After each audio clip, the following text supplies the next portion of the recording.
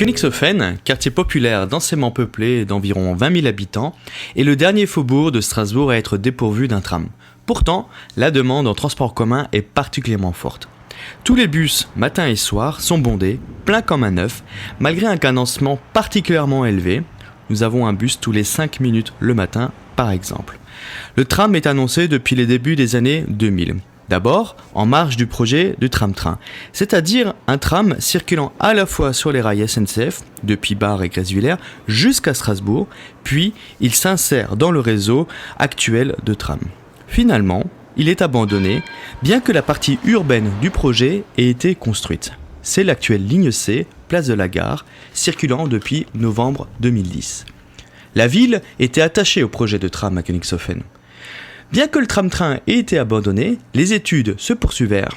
Le cabinet TTK, d'ailleurs, avait remis son rapport en juillet 2011. Mais le maire, Roland Ries, a préféré unilatéralement changer le projet. Ça sera le tram sur pneus. Après 2 longues années d'intenses débats, Roland Ries revient sur sa décision. La CUS adopte en juillet 2013 le projet de tram sur fer. Pour l'Ouest, la ligne C sera prolongée de 4,5 km de la gare centrale jusqu'aux poteries pour un montant de travaux de près de 87 millions d'euros hors études. Les travaux devaient débuter fin 2014 et les premiers trams circulaient au plus tard fin 2017. Le collectif avait salué cette décision. Depuis 2013, plus rien. Enfin, si. La CUS devient EMS, Eurométropole de Strasbourg, et l'argent devient plus rare. Résultat, l'EMS décide aussi unilatéralement de réduire le projet de Königshofen.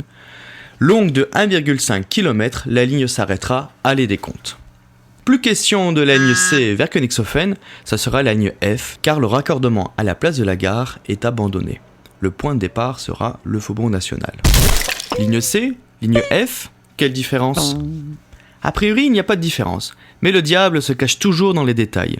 Ces détails ont en réalité de lourdes conséquences pour les habitants de Königshofen, de la gare, de la Montagne Verte, de l'Elzo et plus largement de l'agglomération. Les conséquences sont de plusieurs ordres. Qualité de l'offre, le coût des travaux, de fonctionnement, le développement futur du réseau de tram et la vie de quartier avec l'urbanisation galopante ici et là. Tout d'abord, il y a un préalable à rappeler. Les cadencements de toutes les lignes de tram à Strasbourg sont dictés par un point double, les stations Hommes de Fer et République. Ces 2 stations sont des nœuds importants dans lesquels se croisent 5 lignes de tram, avec un passage toutes les 38 secondes à Hommes de Fer. Selon la CTS, impossible d'ajouter de lignes supplémentaires de tram et impossible d'augmenter la fréquence de chacune de ces lignes. C'est la limite physique à laquelle il est impossible de déroger. Ce point est déterminant pour la suite du projet vers Königshofen.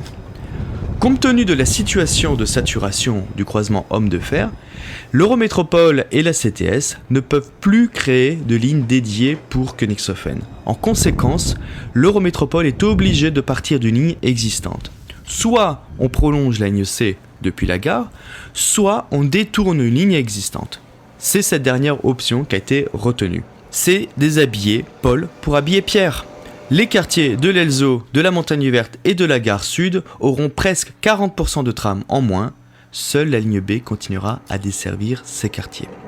La ligne F est détournée vers Königshofen à partir du Faubourg National. Il ne faut pas oublier, la ligne B est déjà bien utilisée et surtout elle est l'épine dorsale de 2 nouveaux écoquartiers, les Boris à Oswald et les tanneries à Lingolsheim, représentant tous les deux 1400 logements. Les trams B seront bondés, la bouteille d'oxygène offerte par la ligne F n'existera plus, l'attente à la station multimodale Montagne Verte sera plus longue et de piètre qualité. Combien d'usagers resteront à quai devant les trams B bondés ?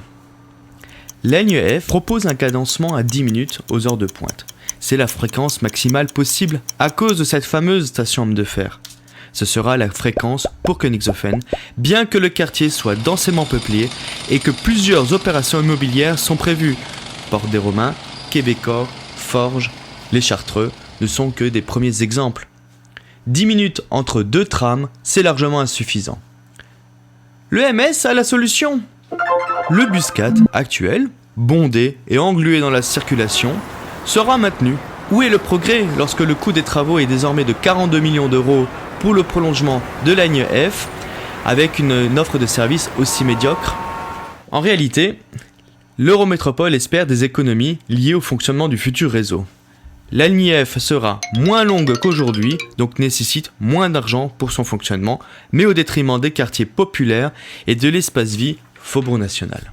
Le Faubourg National avait été créé pour faciliter la cohésion de vie de quartier, pour inscrire des animations et des moments de convivialité à travers un espace dédié.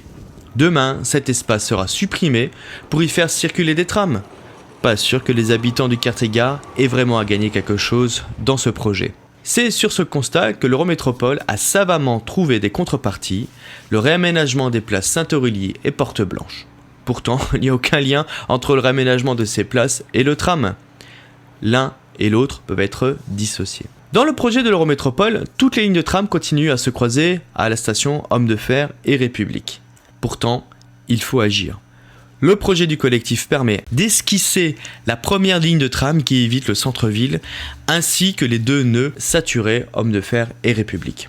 Grâce à la ligne F, les opportunités de développement harmonieux et cohérent du réseau est possible. Une liaison directe entre l'Elzo Montagne Verte, la gare centrale, le Wacken et la Robertso seront possibles sans passer par le centre-ville et à peu de frais.